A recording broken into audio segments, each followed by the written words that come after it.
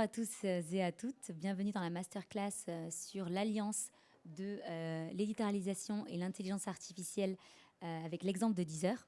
Donc juste pour remettre très rapidement dans le contexte, ça fait maintenant 5 années que le marché de la musique enregistrée se porte très bien et est en croissance après 16 ans de déclin jusqu'en 2016.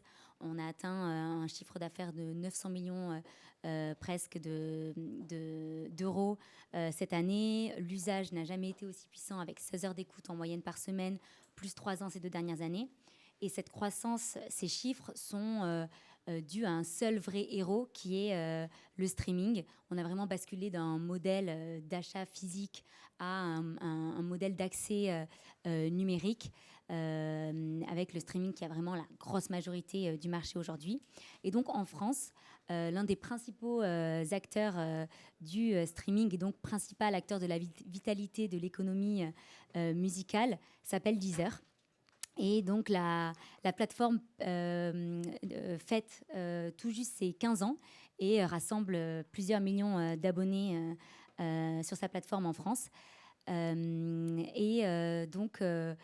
Aujourd'hui, ce qui fait la force de Deezer, ce qui attire ses abonnés, ce qui permet de proposer la meilleure expérience utilisateur, c'est ce mix entre recommandation et éditorialisation. Donc, d'un côté, Deezer recommande des morceaux, des playlists, des artistes à ses utilisateurs, et ça se fait via le machine learning, l'intelligence artificielle qui consiste à pousser tel ou tel contenu, on y reviendra. Et de l'autre, Deezer éditorialise son contenu. Donc, l'éditorialisation, c'est la structuration, la mise en visibilité, en accessibilité du contenu sur le numérique. Et donc, chez Deezer, ça se traduit par la mise en avant de playlists de morceaux. Donc, pour discuter de tout ça et expliquer la collaboration de ces deux aspects nécessaires à faire vivre la plateforme, on reçoit Frédéric Antelme, qui est depuis 7 ans chez Deezer et qui est VP contenu et production. Donc, il gère toutes les équipes éditoriales dans le monde, gère la stratégie de curation, les nouveaux contenus. Et de l'autre, Thomas Bouabka, depuis 8 ans chez Deezer, qui est directeur Data Science, qui va gérer toutes les équipes de développement du moteur de recommandation musicale. Donc finalement, d'un côté le responsable édito et de l'autre le responsable algo. Alors dites-nous, vous faites la guerre ou vous arrivez à collaborer? Ça commence assez fort. Merci en tout cas, merci d'être là et merci pour l'invitation. Où on se fait la guerre, oui, c'est pour ça qu'on est là tout le temps pour se surveiller mutuellement. C'est un gros effort, là. Voilà. Non, plus sérieusement, je pense que en tout cas c'est le message que moi j'aimerais qu'on arrive à repasser à l'issue de cette masterclass. C'est que moi qui représente un petit peu l'algorithmie, on a souvent l'impression de cette boîte noire un petit peu impersonnelle, faite de rouages informatiques et mathématiques. Et en fait, je vais essayer durant ces 40 minutes, 7 heures, de démystifier un petit peu tout ça et de montrer que non, justement, derrière tout ça, derrière tout ce code informatique, il y a des êtres humains qui travaillent et que l'efficacité de notre moteur de recommandation, il est en grande partie dû à notre collaboration avec les équipes de Fred et au travail des équipes éditoriales. Oui, en fait, notre métier, tel que je le vois le mien, en tout cas, c'est de faciliter l'accès à la musique et faciliter la découvrabilité. Et pour ça, on a plusieurs éléments à notre disposition. Et c'est le mariage de ces éléments qui crée le produit de Deezer.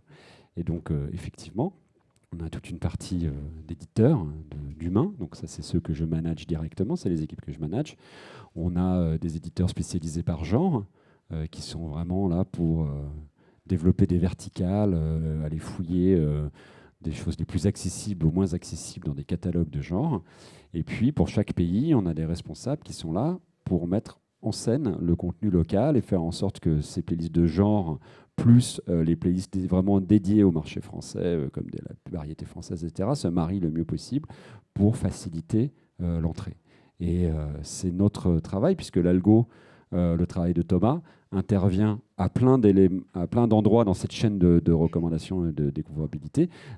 Une des plus évidentes, c'est aujourd'hui que les contenus qui sont packagés par les équipes, c'est-à-dire des playlists, pour faire simple, c'est, on va dire, là où nos équipes éditoriales passent le plus de temps et qui représente près d'un tiers des écoutes toutes les semaines sur le service, plus même d'ailleurs, et bien que ces playlists-là arrivent au bon utilisateur. Donc on puisse personnaliser cette recommandation. Et sans le travail de Thomas, vous allez avoir une playlist peut-être de jazz alors que vous n'aimez pas le jazz, et c'est Thomas et ses équipes qui arrivent à faire ça. Clairement. Et le travail de la collaboration, elle va vraiment dans les deux sens. Il y a vraiment déjà le travail des équipes de Fred dans ces playlists-là qui apporte vraiment un parti pris humain, vraiment un point de vue sur la musique. Et nous, c'est vraiment notre rôle dans ce cas-là, c'est de les mettre en valeur, de mettre en valeur le contenu, vraiment de targeter ce contenu qui est créé par les équipes de Fred auprès de nos utilisateurs de manière extrêmement précise. Puis il y a un autre aspect où les équipes de Fred interviennent, c'est que, comme je disais, on est en charge d'algorithmes de recommandation, en particulier le Flow, qui est un de nos algorithmes majeurs dans l'app Deezer. Et en fait, moi, dans mes équipes, c'est des informaticiens, c'est des chercheurs en machine learning. Ils sont extrêmement intéressés, passionnés par la musique. Mais il y a quand même tout ce travail de dire, est-ce qu'on est capable de représenter vraiment la finesse de la musique à travers nos algorithmes. Et c'est aussi là où les équipes interviennent, en conseil, en guide sur ces aspects-là, en vérification que ce que sort l'algorithme ne fait pas n'importe quoi. Et donc, on travaille vraiment à la fois dans la construction de l'algorithme et puis aussi dans certains algorithmes, mettre en valeur le contenu des équipes de Fred. Oui, alors je pense qu'en plus, on arrive à s'aider mutuellement, on arrive à aider cet algorithme à apprendre et à mieux connaître son catalogue. Aujourd'hui, on a, depuis le dernier comptage, près de 90 millions de titres. C'est très très compliqué de s'y retrouver là-dedans. Donc la manière dont ça fonctionne, alors Thomas expliquera ça mieux que moi, mais le fait que nous playlistions, nous sélectionnons des titres où on les tag, enfin il y a plein de systèmes qu'on utilise pour les mettre en valeur, permet l'algo de mieux orienter sa recommandation pour choisir les bons titres parmi les 90 millions. Ça, c'est une première chose, donc ça, on les aide. Et puis après, il y a une deuxième chose qui est réelle, c'est que l'algo intervient aussi à des endroits où nous, on a des ressources limitées, c'est-à-dire qu'on peut pas, on traite pas tous les micro-sous-genres qui existent sur la planète.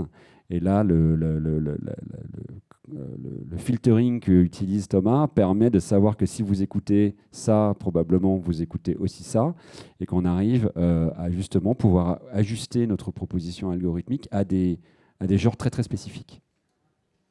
Clairement.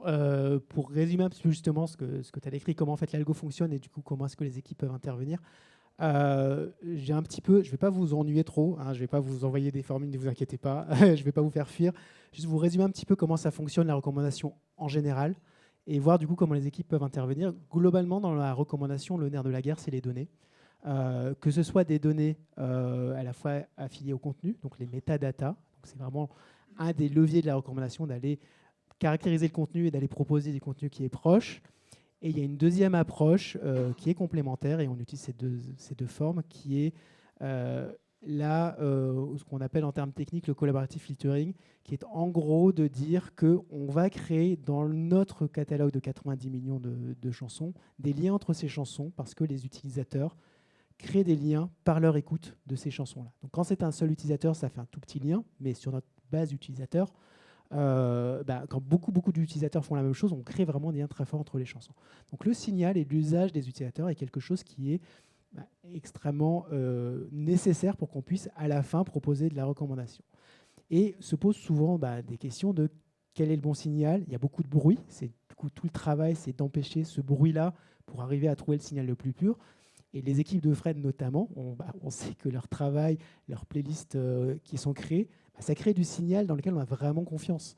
Et ça fait partie de l'aide sur lesquelles ils peuvent nous aider, c'est-à-dire de purifier ce signal, de le clarifier et encore une fois de le rendre cohérent. C'est-à-dire que quand deux chansons sont ensemble, juste mécaniquement par l'usage, la magie de la chose, en tout cas le travail qu'il y a derrière de machine learning, c'est que ça crée un ensemble qui est cohérent musicalement. Et donc, mais les équipes de Fred sont aussi là pour nous rassurer sur cet aspect-là, parce qu'encore une fois, même si les gens dans l'équipe sont fans de musique et fans de leur style de musique, on est présent au Brésil, en Allemagne, en France, dans tous les autres pays, et que là, il faut des experts de ces pays-là et de ces styles, de ces genres musicaux qu'on ne connaît pas, pour nous dire que oui, tout ce qu'on a fait, en fait, d'un point de vue mathématique, on retombe sur nos pieds derrière. Alors, je voudrais peut-être ajouter un truc juste pour parce que c'est pas simple peut-être de comprendre tout ce qu'on se raconte quand on travaille pas là-dedans. En fait, il faut distinguer deux choses par rapport à l'algo. J'aurais peut-être dû commencer par ça. Il y a la recommandation, donc l'algo, comment il achemine des contenus, soit livrés, donc c'est des albums par les labels, soit créés par nous, par nos équipes éditoriales, c'est des playlists. Donc ça, c'est de la recommandation de contenu créé qu'on vous pousse. Et puis après, l'algo intervient sur un autre niveau, c'est créer seul, grâce à vos équipes, des contenus donc, sur lesquels nous n'intervenons pas. C'est ce qu'on appelle chez nous des smart tracklists. En gros, vous allez avoir en haut du produit, en fonction de vos récentes écoutes, des playlists ou des contenus packagés avec des titres qui sont cohérents. On va dire quasi 99% du temps, ça match. Et ça, c'est là où le collaborative filtering intervient et en fait arrive à comprendre automatiquement ces usages-là. Et ça vaut pour le flow, ça vaut pour le flow mood, un dérivé du flow. Tu veux peut-être expliquer ça c'est extrêmement intéressant le flow mood parce que là justement ça fait aussi partie des aspects où on a travaillé ensemble.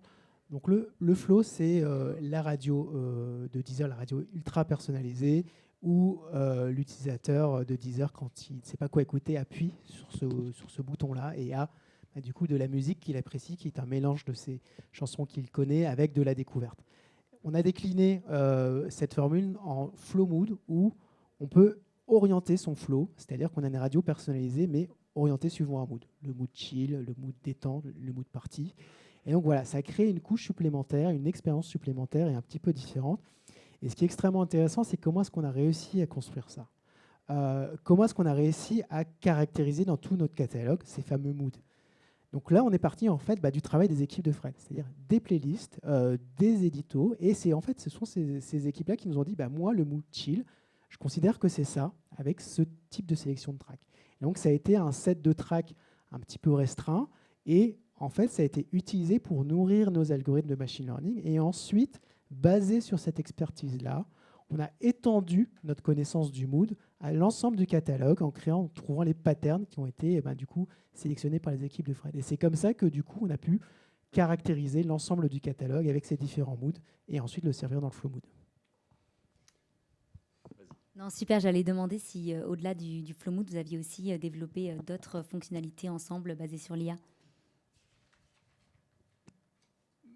Alors à peu près tout quand même, parce que c'est là où il y a quand même une expérience. Et encore une fois, une expérience de recommandation, c'est une expérience algorithmique, mais c'est aussi une expérience avec toutes les autres équipes, éditorial, design, produit. Et en fait, encore une fois, l'algorithme, l'IA, le machine learning, c'est pas qu'une seule boîte noire unique, mais que même dans Flow, il y a différentes fonctionnalités, un petit peu des fonctionnalités plus thématiques. Et à chaque fois, il y a la collaboration avec les équipes. Et en même temps aussi, et c'est important, c'est qu'il y a aussi une complémentarité. Par exemple, quand on prend l'algorithme des nouveautés, on a un algorithme ultra personnalisé qui va aller apporter le vendredi matin, qui est la sortie générale des titres musicaux, les titres immanquables pour un utilisateur parce que c'est les artistes qui suivent absolument et donc ça apporte cette couche-là. Et en complémentarité, il y a tout le travail des équipes de Fred qui va aller sélectionner les titres de nouveautés que les éditos ont choisis. Et du coup, dans l'offre du produit Deezer, il y a ces différents points d'accès. Oui, il y a une notion attention, c'est un moment où on va commencer à diverger. Il y a des choses, effectivement, que l'édito, que l'humain fait plus vite que la machine encore, je crois. C'est d'être au début de la chaîne. Donc, il y a un côté réactif dans l'algo qui doit analyser les comportements, qui doit apprendre. Le travail d'un programmateur musical chez Deezer, ce n'est pas que de connaître la musique ou de connaître son genre, c'est même plus de savoir ce que les gens vont aimer. Moi, ça m'intéresse moins que quelqu'un ait une connaissance encyclopédique du rock ou du jazz, parce que souvent, finalement, on arrive dans des dérives assez expertes. Moi, ce qui m'intéresse, c'est des gens qui arrivent à identifier la musique que tout le monde va aimer. Et ça, c'est là où nous, on intervient le jeudi soir, tous les jeudis soirs, puisqu'on a des équipes qui écoutent en amont des sorties les tracks toutes les semaines, qui sélectionnent les bons, les mettent dans des bonnes playlists, et sont hyper réactifs, ce qui fait que quand vous vous connectez le vendredi matin, vous avez effectivement une playlist non personnalisée qui s'appelle une nouveauté du vendredi, mais qui vous donne l'actu de la semaine. Et puis ça dans plein d'autres playlists. Et ça, derrière, va aussi aider l'algo à aller chercher des tracks. Mais là-dessus, il y a quelque chose dans l'humain qui est de percevoir ce qu'il pense par son propre expérience, ce que les gens vont aimer et qui est essentiel à notre métier. Et donc, vous nous parlez beaucoup de vos équipes respectives.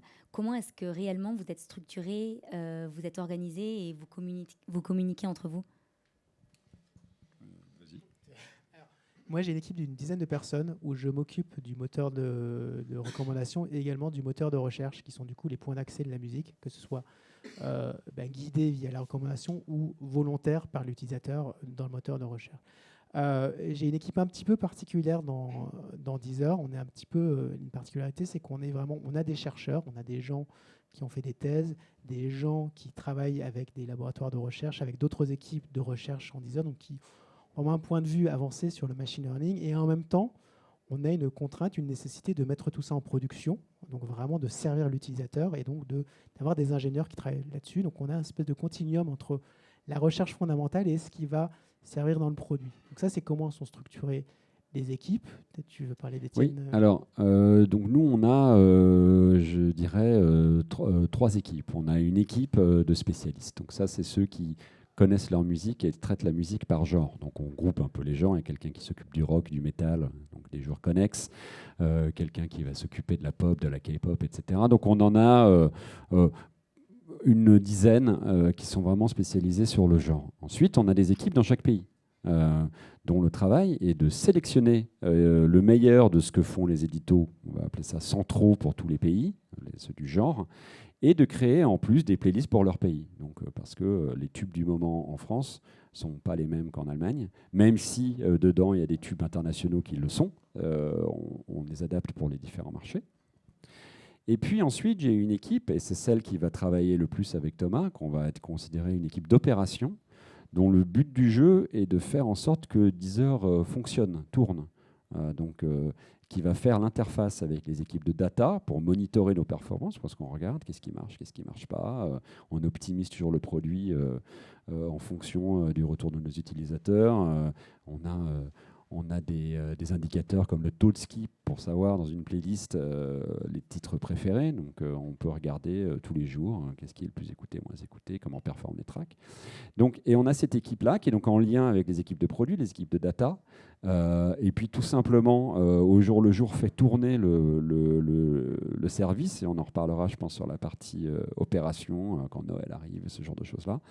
Donc là, leur métier, c'est vraiment de faire l'interface, de discuter, de développer effectivement des projets ensemble, d'avoir ce qui ne fonctionne pas et de mettre en place des projets transversaux. Et donc, au total, ça fait à peu près une quarantaine de personnes qui travaillent sur ces sujets-là. Ok, super. Et donc, on peut justement passer à cette partie opérationnelle et contenu additionnel. Donc, on vient de comprendre vraiment l'intérêt de la curation pour aller, par les équipes de Deezer pour aller donc aider à la recommandation algorithmique. Mais donc, Deezer va devoir créer du contenu additionnel pour réellement animer la plateforme, proposer la meilleure expérience utilisateur. Et donc, Frédéric, comment réussir au-delà de la création, après la création, à animer la plateforme ?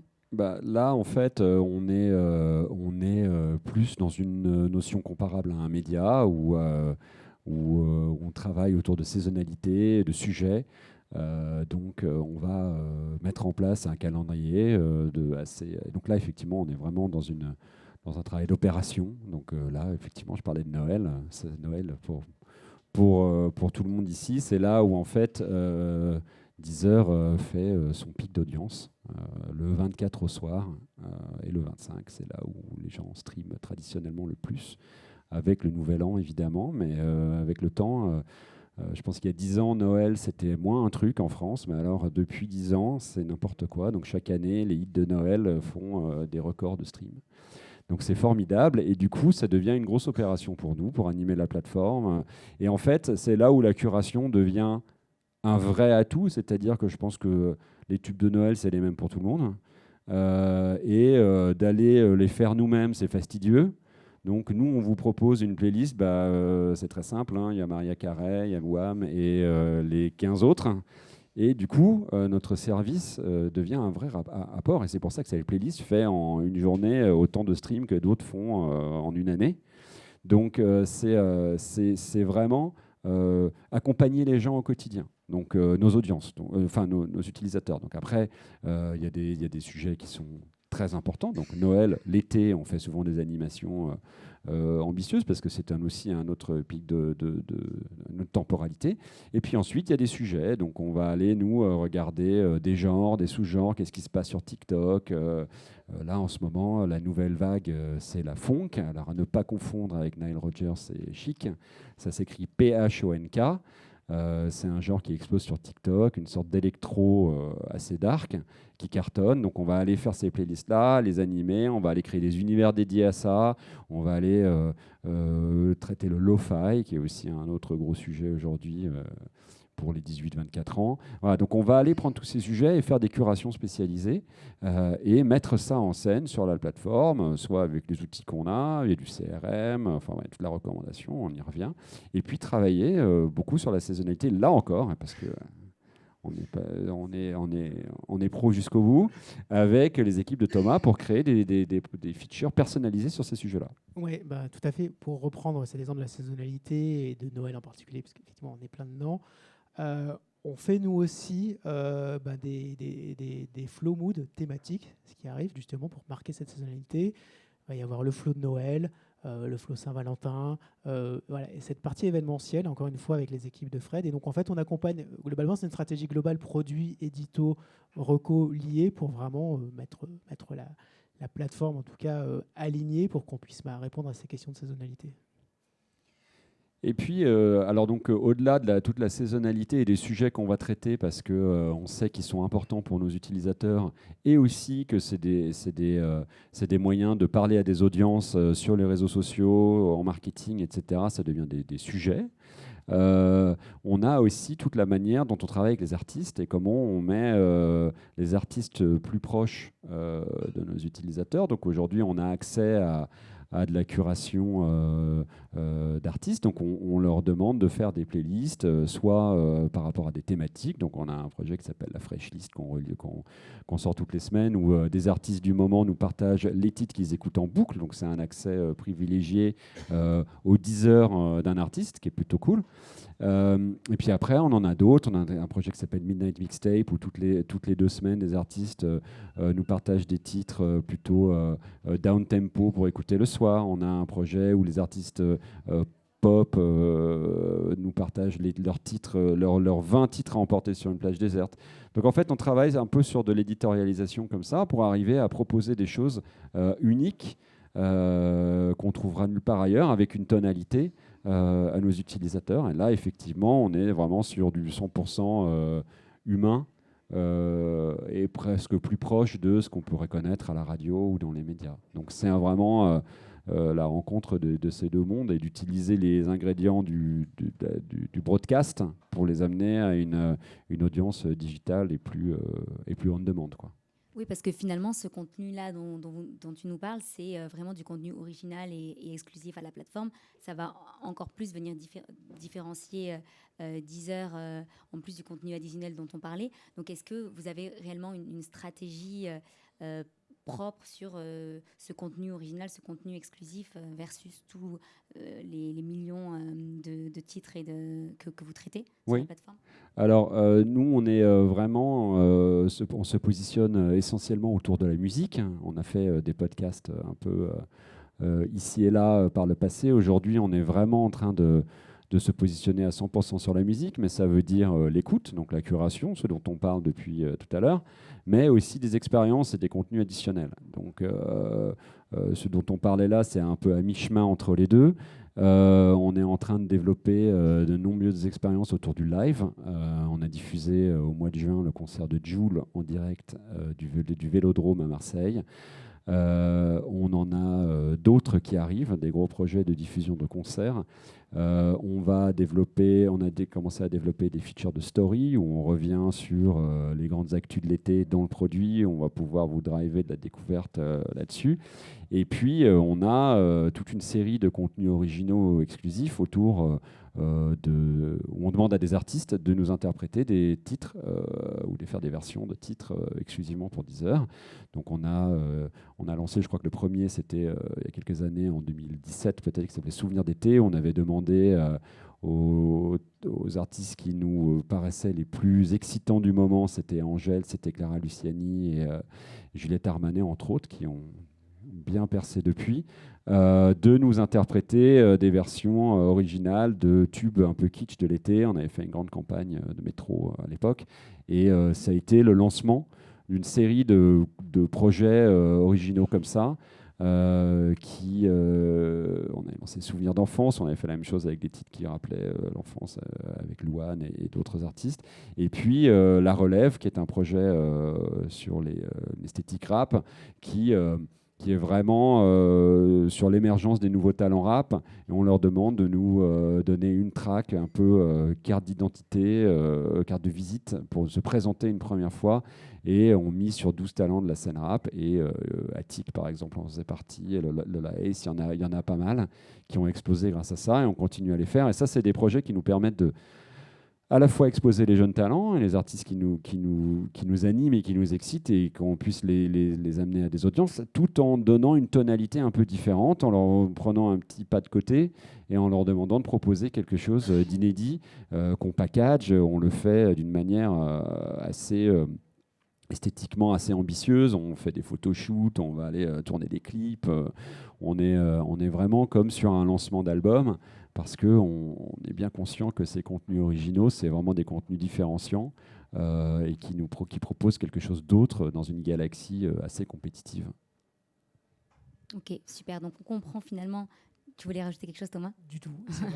On comprend finalement que la curation initiale des titres va permettre l'aide à l'intelligence artificielle, que l'éditorialisation va être poussée par l'intelligence artificielle, et que pour aller au-delà dans la différenciation, Deezer va proposer du contenu original et exclusif. Donc avant de passer le micro dans la salle, est-ce que vous voulez conclure et rajouter des points clés sur votre collaboration ? Vas-y. Non, mais je trouve ça intéressant que vous ayez appelé pour parler de ça. Et puis c'était marrant parce que moi je viens plutôt du média à la base. Je trouve ça intéressant qu'il y ait une telle opposition en fait de pensée, parce que moi quand je travaillais dans la radio, on avait déjà des logiciels qui nous aidaient à programmer des disques. On ne programme pas des disques comme dans des films des années 60 où il y a un mec dans un bateau qui passe des vinyles qu'il aime bien en se disant que c'est cool. On est sur un modèle où déjà on est dans la sélection des titres qui vont plaire, on est déjà dans le test utilisateur, on fait déjà des retours pour savoir est-ce que les gens aiment ces chansons ou n'aiment pas ces chansons. On n'est pas là pour imposer ses goûts. Et derrière, on a des logiciels qui nous permettent de programmer pour dire tel titre, c'est à ce moment-là, ensuite il y a celui-là, on fait en sorte qu'il y ait de la diversité et en tonalité, et en son, et en époque, et en voix, enfin bref. On crée un programme, et en fait, ce qu'on fait aujourd'hui, c'est une version ultra personnalisée. Mais le fait d'opposer l'outil et l'aide à la programmation et l'aide à l'acheminement des contenus avec des êtres humains, parce que Thomas est un être humain, je crois. Vrai, je ne suis pas un robot. Les gens qui le créent, ce sont des êtres humains. Et donc, en fait, tout ça, c'est juste une manière beaucoup plus moderne et beaucoup plus agile d'amener les bons contenus aux bonnes personnes. Et moi, tous les outils qu'on peut nous mettre à notre disposition pour faciliter la tâche à nos programmateurs, et vice-versa, je crois, est extrêmement bienvenu. Oui, je crois que c'est vraiment important. Alors moi, du coup, je ne viens pas de la musique, mais je viens de l'informatique. Et justement, on fait ce croisement-là et cette rencontre-là.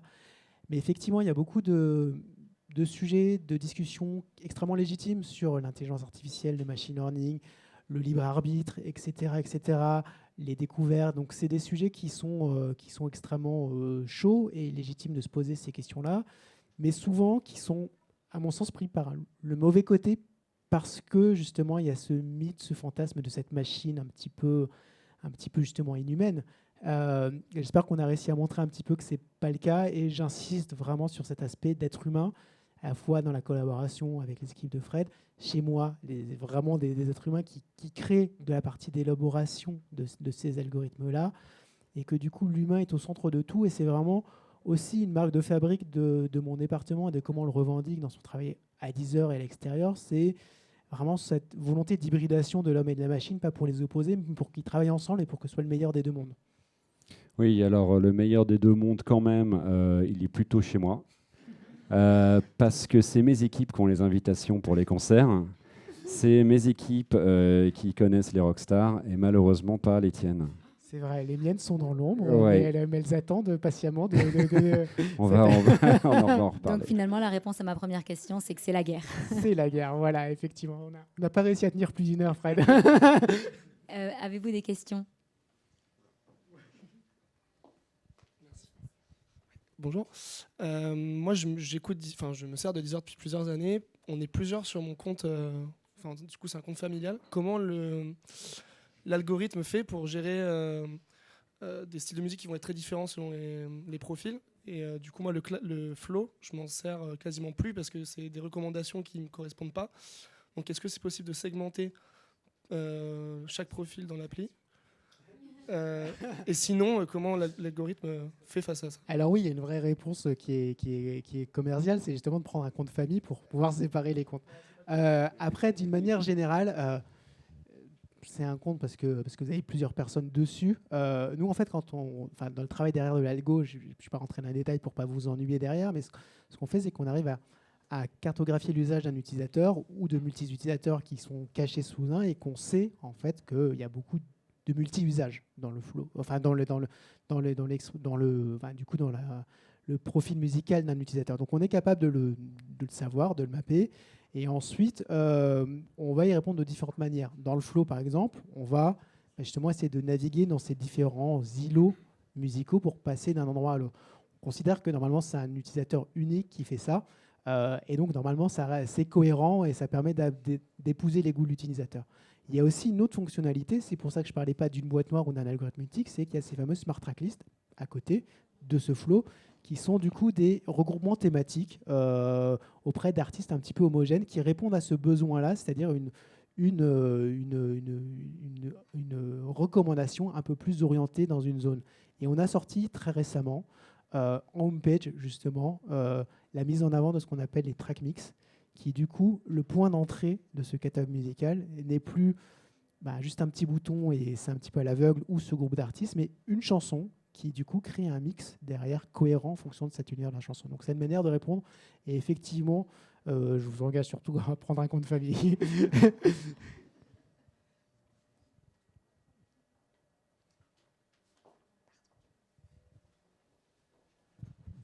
Bonjour, merci, c'est très intéressant d'avoir votre vision de l'intérieur.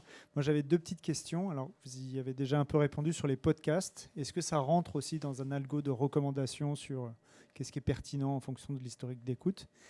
Et la deuxième question qui n'a rien à voir, c'est dans votre data, est-ce que vous analysez aussi la musique en elle-même, c'est-à-dire la composition du morceau, les BPM, est-ce qu'il y a de la voix, au-delà des tags qu'on peut mettre sur les genres musicaux?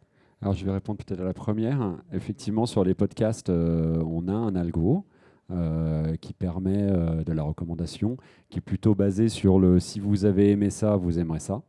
Donc, c'est celui qui nous a toujours paru le plus pertinent et celui qui marche le mieux. C'est compliqué d'arriver à le faire parce que c'est pas tout à fait comme de la musique, la manière de consommer du podcast. Mais il fonctionne plutôt bien et c'est celui qu'on utilise le plus. Oui, et pour répondre à la deuxième question, oui, on utilise de l'analyse du signal. On a une équipe recherche qui est vraiment experte en analyse du signal. Quand je dis qu'elle est experte, c'est que vous pouvez voir leurs publications scientifiques dans différentes conférences internationales et qui, du coup, est une aide, un complément du coup, pour nous apporter, via les métadatas qui sont fournis par plusieurs sources. C'est aussi une autre source qui permet du coup de caractériser correctement le contenu. Je vous ai parlé du Flow Mood, c'est un travail qu'on a fait dans mon équipe en collaboration avec les équipes recherche, justement pour pouvoir extraire cette information-là à partir de l'apprentissage des équipes de Fred pour du coup pouvoir caractériser à partir de l'analyse du signal ces moods.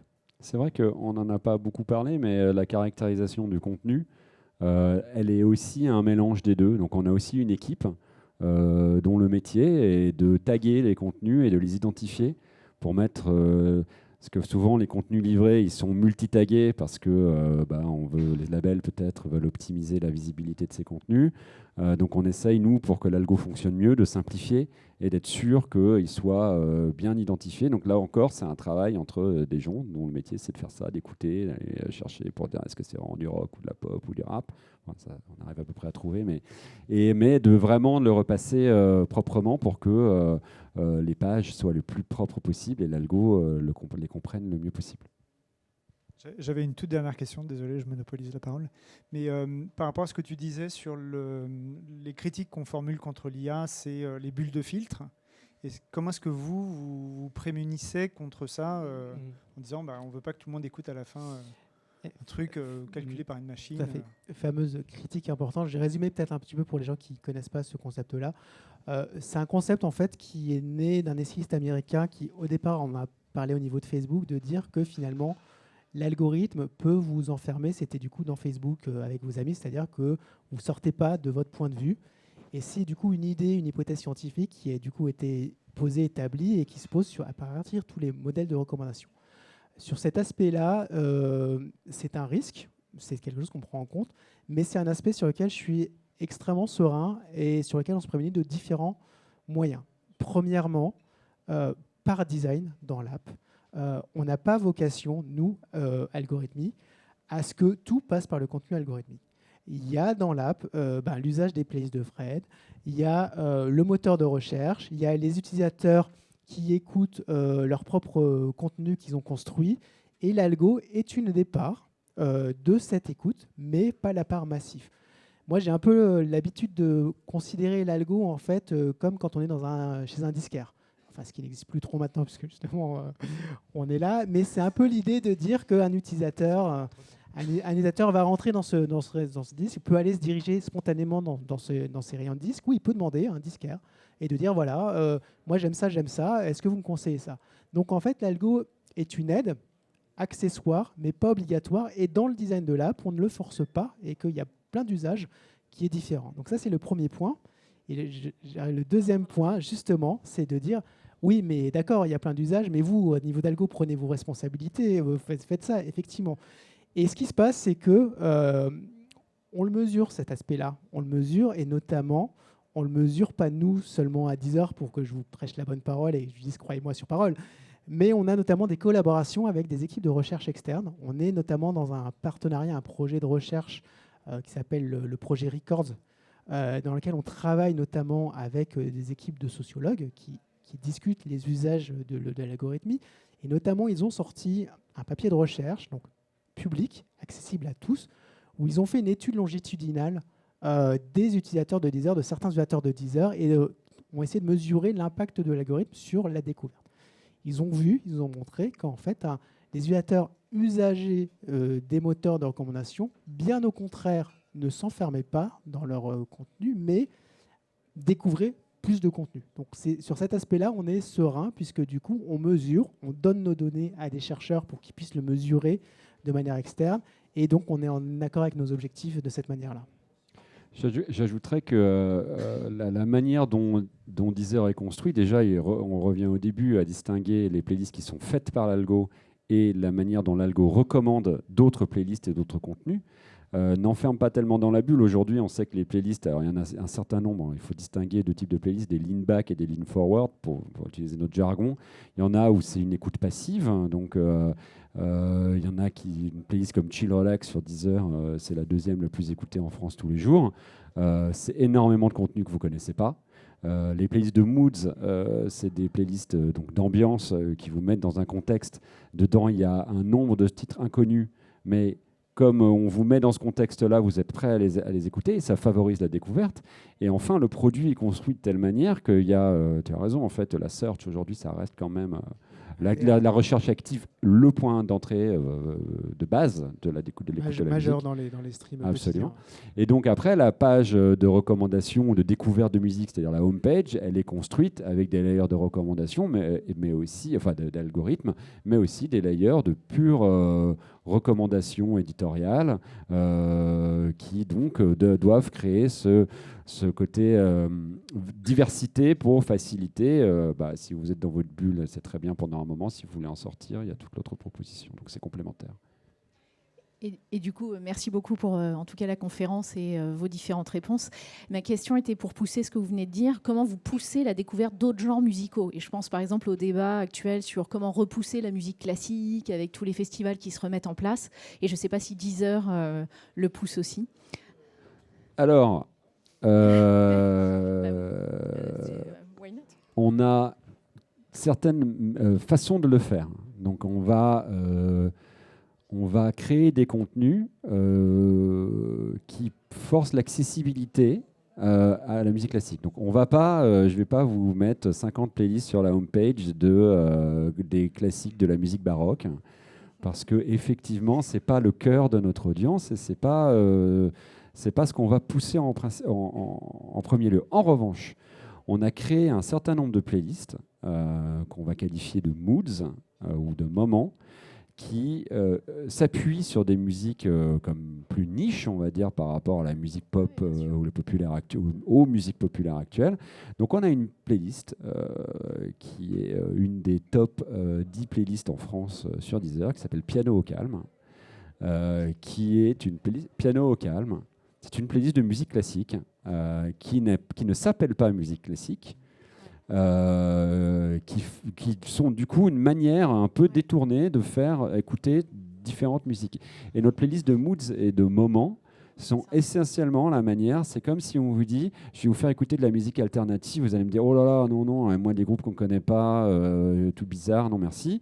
Si je vous mets ça dans un Sunday morning chill, tout à coup, cette musique folky et de barbu devient merveilleuse. Donc en fait, nous, notre travail, c'est de faire en sorte que, en fait, quand vous codifiez, vous genrifiez la musique, ça devient des accès compliqués, de niche. Nous, on veut faciliter cet accès-là et c'est notre manière de faire en sorte que la musique moins pas rap, pour faire simple, soit aussi exposée et écoutée. Merci beaucoup. Oui, c'est ça. C'est pas tant le genre que des moments d'usage, Tout à d'état fait. d'esprit, Tout à fait. de mood. Je trouve ça très intéressant. Merci. Je vous en prie.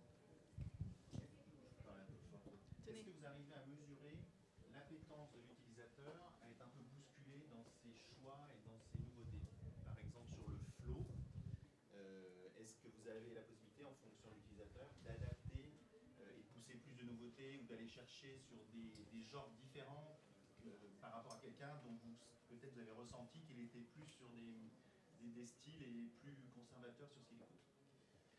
Oui, on y arrive. Je ne vous cache pas que c'est compliqué, évidemment, mais c'est des choses qu'on regarde effectivement dans le caractéristique de nos utilisateurs, c'est leur dispersion dans les différents genres qu'ils peuvent écouter, leur appétence à la nouveauté, à la découverte, qui effectivement va permettre d'orienter la recommandation pour qu'elle ne soit pas exactement pareille. On a vraiment, dans le flow, en tout cas, la formule du flow, c'est vraiment de mélanger les titres que l'utilisateur connaît bien pour cette écoute lean-back, rassurer, et en même temps, il y a des vraies demandes de découverte des utilisateurs pour ne pas les lasser. Seulement, il faut savoir les placer au bon endroit, au bon moment. Et donc, c'est finalement tous à la bonne dose, exactement. Et c'est tous ces dosages-là où mes équipes travaillent depuis des mois, des années, qu'en fait, on a... Je ne dirais pas qu'on a craqué le truc parce que ce n'est pas vrai, qu'on est encore plein dedans, mais que ça fait partie de nos réflexions au quotidien, notamment sur ces questions et ces sujets-là. Ouais. Après, c'est des vieilles recettes. On sait que les nouveautés, c'est plus compliqué que ce que les gens connaissent déjà. C'est la radio. On vous passe entre deux énormes tubes, on va vous mettre une nouveauté. Et encore, on va vous dire que c'est une nouveauté, mais ça fait des mois déjà que tout le monde connaît. Donc en fait, on est sur un modèle, effectivement, il faut rassurer les gens. Et donc nous aussi, que ce soit le travail du flow ou des playlists, c'est de faire en sorte que quand on insère des nouvelles tracks, on les met entre des tracks rassurantes pour faire en sorte qu'on facilite la découverte et l'accès. Parce que tout le monde n'a pas envie de diguer toute la journée. L'idée, c'était ça, c'est de pouvoir adapter cette dose de nouveauté à un profil. Oui, bah ça c'est le travail de Thomas. Bonjour. Moi, ma question, c'était dans vos méthodes en fait, de mise en avant des nouveaux contenus, comme la relève que vous présentiez, quelle est la part en fait, de l'IA là-dedans? Parce que j'ai l'impression que c'est quand même vachement humain de Oui. pouvoir détecter. Alors des là, artistes, enfin, etc. je suis désolé Thomas, mais là je vais partir Ça, t'as solo. raison, vas-y. Oui, non, c'est essentiellement ce qu'on va appeler des contenus exclusifs et on va dire c'est une stratégie purement éditoriale liée à notre manière d'envisager la musique aujourd'hui, de l'histoire qu'on veut raconter de Deezer. Donc c'est vraiment des équipes. On a des équipes dont on n'a pas parlé ici de relations artistes, hein, relations labels, qui sont en contact avec les labels et avec qui on va monter des projets comme ça spéciaux, qui sont évidemment liés à des études marketing, à savoir ce que les audiences aiment. Donc on ne fait pas ça au pif en se levant un matin, mais elles sont vraiment guidées par notre passion de la musique et nos convictions à faire découvrir des nouvelles scènes, des nouveaux types d'artistes. Et là, pour le coup, vraiment, on travaille sur de la création, donc on travaille moins en commun que sur le reste. Ok, merci. Bonjour, merci, c'était très intéressant déjà. J'avais une question par rapport, vous parliez si vous avez aimé pour les podcasts, du coup à l'intérieur de cette strate-là, vous allez mettre des choses qui sont dues à la consommation associée et à l'édito, vous allez mélanger les deux ou... Je vais laisser Thomas. C'est essentiellement de la consommation associée. C'est seulement la consommation, ouais. Et j'avais une autre question sur la homepage. Est-ce que vous avez un socle de strat commun à tout le monde sur Deezer qui est vraiment du coup... Oui, en fait, la page, elle est construite du plus personnalisé, on va dire, au moins personnalisé. Okay. Après, il y a des techniques, on va dire, c'est aussi de l'algorithme. En fait, sur un layer, par exemple, de classique, donc on a un truc qui s'appelle les essentiels, ou je sais pas quoi, oui, les essentiels, où en fait, on va mettre toutes les playlists de tubes de plein de genres. Ben, en fait, on a une technique de reordering, comme on dit, qui fait que si vous aimez le rap, bah, vous aurez plutôt des playlists de rap, si vous aimez le rock, d'autres choses. Donc en fait, on crée des poches ou des contenants avec plein de contenus et ils sont réordonnés, réarrangés. Voilà. Et dernière question, la durée d'écoute par exemple des titres, est-ce que vous l'utilisez pour les sortir ou les rentrées de certaines playlists? Par exemple, si un titre a été zappé très vite à moins de 10%. Voilà. Oui, en fait, c'est le taux de skip. Donc, on regarde le taux de skip et après, on est plus. Enfin, c'est des décisions de l'édito. Ouais. On ne les sort pas par la machine. Donc, il n'y a pas de machine qui dit il y a un seuil. Si ça tape à moins de 50%, on sort les tracks. Donc là, c'est la partie humaine. Donc c'est à nous de décider si on croit au titre et qu'il faut continuer à le jouer le temps que ça prenne et peut-être qu'il y ait d'autres médias ou d'autres gens qui s'y mettent. Bref, que le titre se développe. Donc c'est en fonction de ça. Et ça, c'est la responsabilité de chaque programmateur musical de décider. Mais effectivement, on peut le mesurer et on le regarde évidemment. Oui, j'ai une petite question rapidement. J'imagine que la recommandation, c'est l'utilisation, enfin les utilisateurs utilisent majoritairement ça, mais je suppose qu'il y a aussi des utilisateurs qui font leur propre éditorialisation de contenu, qui créent leur propre playlist. Est-ce que depuis 15 ans, vous avez vu un peu émerger des influenceurs Deezer ou des gens qui auraient leur playlist visible et qui seraient suivis par des gens? Est-ce que c'est un phénomène qui finalement s'applique aussi aux plateformes de streaming, comme ça pourrait s'appliquer sur Instagram ou d'autres plateformes de contenu finalement? Alors, moi, j'ai parlé sur l'usage des algorithmes. Oui, on voit des gens qui utilisent beaucoup, presque exclusivement des algorithmes, mais on voit aussi des gens qui ne les utilisent pas du tout. Et ce n'est pas grave, vraiment. C'est parce que ce n'est pas un but en soi, un objectif que tout le monde utilise les algorithmes. Encore une fois, il y a des gens qui créent leur playlist, des gens qui cultivent leur bibliothèque en faisant des albums. Et puis, il y a aussi souvent des entre-deux ou des gens qui font un petit peu des deux. Et donc, voilà, on essaie de répondre aussi dans ces besoins-là. Alors, on n'est pas un réseau social en termes de construction de produits. Donc, oui, il y a des gens qui font des millions des playlists sur Deezer. Et il y en a qui sont très suivis. Soit c'est des influenceurs déjà qui ont fait leur playlist et qui les partagent. Soit c'est des gens qui ont créé des playlists il y a très très longtemps et qui ont développé au fur et à mesure un following, soit c'est des genres très niches et nous on les a peut-être pas très bien faits ou on ne les avait pas détectés et voilà, et donc en fait oui il y a un usage, après on est quand même sur un, étant donné que la fonction sociale n'est pas hyper développée sur le service, c'est un peu marginal à date.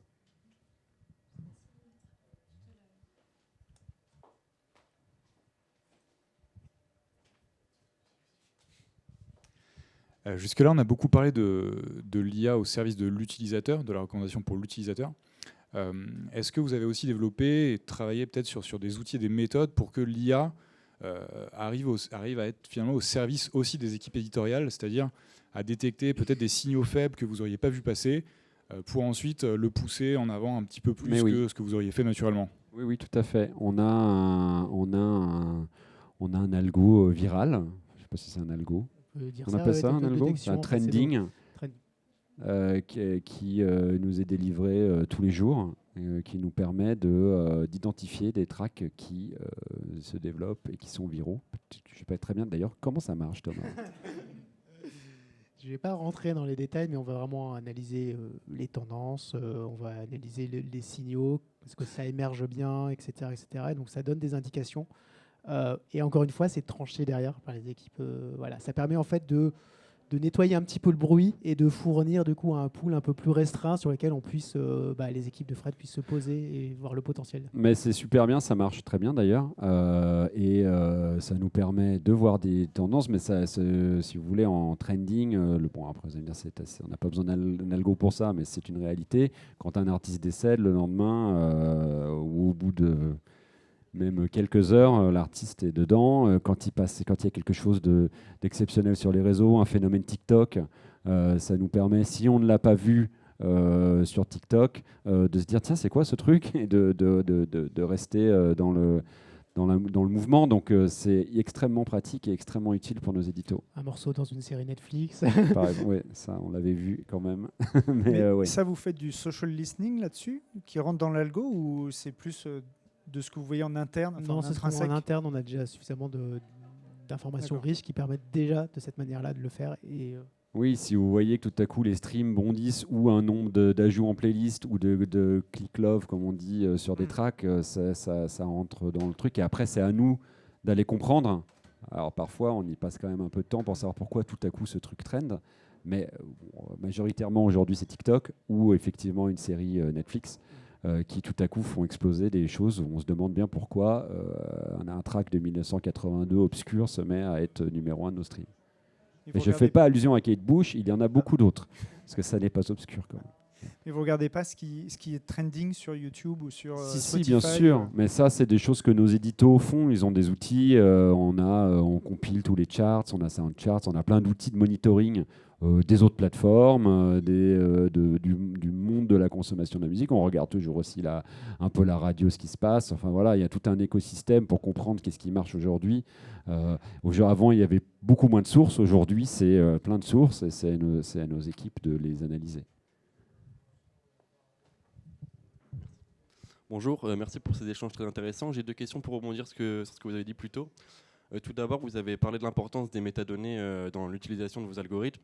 Et du coup, si vous avez le droit de le dire, bien sûr, quelles métadonnées vous conseillerez justement à un producteur de rentrer sur un morceau pour qu'il soit au mieux référencé par un algorithme? Je te laisse répondre. Alors, la release date, elle est importante. Ça fait partie des choses vraiment importantes, le genre musical. Après, les données classiques, mais l'artiste, c'est tout bête, mais on a plein de problèmes là-dessus parce que l'artiste n'est pas bien identifié. Donc ça, c'est les données un petit peu principales. Voilà. Déjà, ce qui serait pas mal, ce qui aide, c'est de ne pas prendre le même nom qu'un autre artiste. Oui. Parce que des artistes comme Phoenix, par exemple, il y en a plein. Et c'est ça auquel je pense parce que je me souviens de cas, mais il y en a plein des cas où vous allez aller voir des pages artistes de gens. Par exemple, je cherchais un artiste hier, un groupe obscur que je trouvais sympa qui s'appelle Sylvie. Et quand vous cherchez Sylvie, déjà sur Google, c'est compliqué. Et sur Deezer, tout à coup, il y a 10 artistes. Et la fiche artiste de Sylvie, nous, il n'y a pas quelqu'un qui filtre. En fait, on se retrouve avec 10 albums d'artistes différents sur une même page. Destin, enfin tous ces noms un peu génériques, c'est assez complexe. Oui, du coup, c'est effectivement un conseil que je peux vous donner, c'est des choses qu'on ne pense pas, mais pensez à votre référencement, notamment dans notre moteur de recherche, justement, parce que des Sylvie, il y en a plein. Et donc, il faut arriver à avoir un nom qui soit distinctif pour que ça puisse être discriminant quand on le tape dans le moteur de recherche, par exemple. D'accord, merci. Et ma deuxième question, du coup, c'était par rapport au contenu exclusif que vous proposez sur Deezer. Comment se passent les négociations avec les artistes? Est-ce que des fois ils sont réticents justement à être uniquement sur Deezer et du coup perdent une partie de leur audience? Et comment vous les attirez du coup à faire ce genre de contenu exclusif? En général, ils travaillent un peu avec tout le monde. C'est pas parce qu'aujourd'hui ils font un truc exclusif avec une plateforme qu'ils font pas autre chose avec une autre. Et je crois que c'est l'exemple pour plein d'artistes. Juliette Armanet, Clara Luciani que j'ai cité plus tôt, elle travaille avec un peu toutes les plateformes. Donc nous, on les convainc. Je pense que ce qui est intéressant dans la manière dont on le fait, c'est qu'on est ambitieux dans la proposition. Donc en fait, on met les moyens. Déjà, on essaie de trouver des concepts sympas, en tout cas qui sortent de l'ordinaire. Derrière, on met les moyens pour faire des beaux visuels, pour rendre ce projet attractif. Je sais que les premiers projets qu'on a faits, ce qui plaisait, c'était le côté un peu haut de gamme de la prestation et du concept. Et ça les a fait marrer de reprendre un titre kitsch et d'avoir un photo-shooting en buvant des cocktails et établir. Enfin, il y a tout un contexte et une manière de faire, je pense, qui les convainc. Et puis après, évidemment, c'est le travail en commun sur le développement de leur carrière et de comment on arrive à... Et ça fait un peu partie des différents projets qu'on a avec les artistes. Ok, merci. Est-ce que vous avez des labels qui payent pour être dans des playlists ou dans l'algorithme ou alors vous avez une ligne éditoriale complètement... Non. Non, absolument pas. Très clair dessus, non. Non. On n'a pas envie ni le droit. Donc ça fait 2 bonnes raisons. Non. C'est vraiment d'un point de vue algorithmique, justement, je parlais de cette boîte noire, de cette méfiance. Nous, si notre rôle, c'est pas juste de construire des algorithmes du code informatique, mais c'est aussi de créer la confiance avec les utilisateurs. Et ça fait partie de cette confiance, cette transparence, que les utilisateurs doivent comprendre, sans être des experts machine learning, comment fonctionne l'algorithme. C'est-à-dire, constate que quand ils écoutent un titre, quand ils aiment des choses, ça a un impact sur l'algorithme. Et donc vraiment, cette notion de transparence, elle est au cœur de notre travail pour avoir la confiance des utilisateurs.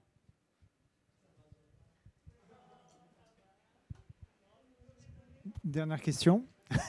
J'avais une petite question sur la pub, puisque c'est aussi une de vos sources de revenus. Est-ce que l'insertion de la pub, ou même, pourquoi pas, le contenu de la pub, pourrait être travaillé par votre IA, ou à quel moment l'insérer pour qu'elle soit la plus efficace, ou que sais-je? On ne s'intéresse pas trop à ça, parce que je suis vraiment recommandation musicale. C'est donc, que sur le contenu musical. Ouais, tout à fait.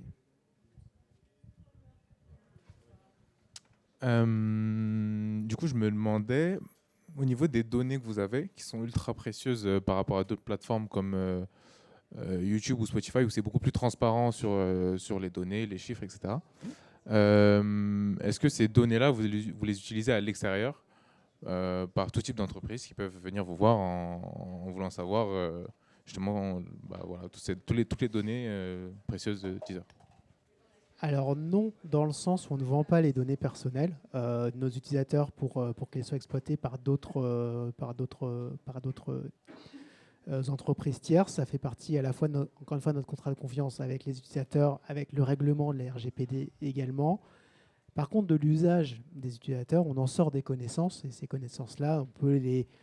souvent, en fait, c'est via du coup, la recherche scientifique, notamment les publications, où on arrive du coup à mettre à disposition ce savoir-là auprès d'autres chercheurs qui permettent du coup d'utiliser ce potentiel-là. Je parlais de ce fameux projet Records, je l'ai mentionné tout là très rapidement, mais je le mets vraiment en avant parce qu'en plus, ce n'est pas moi qui m'en occupe, c'est un de mes collègues des équipes recherche et je suis très content de ce projet-là. C'est vraiment permettre d'avoir des chercheurs, des sociologues, d'avoir accès à nos données, encore une fois dans le respect strict de l'anonymisation et de l'RGPD, mais de pouvoir du coup avoir leur concept de sociologie avec les données Deezer et de pouvoir aussi, avec les utilisateurs Deezer qui sont volontaires, de pouvoir échanger, faire des interviews et croiser ça. Donc ça, c'est une manière en fait qu'on a effectivement une connaissance dont on en est conscient et que c'est de cette manière-là qu'on essaie de la faire partager.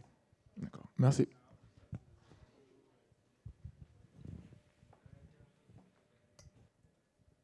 Merci à tous. Je pense qu'on va pouvoir clôturer cette masterclass. Merci pour ces précieux échanges et merci à Thomas et Frédéric de s'être rendus disponibles et de nous avoir fait cette super présentation. Donc merci à tous et bonne soirée.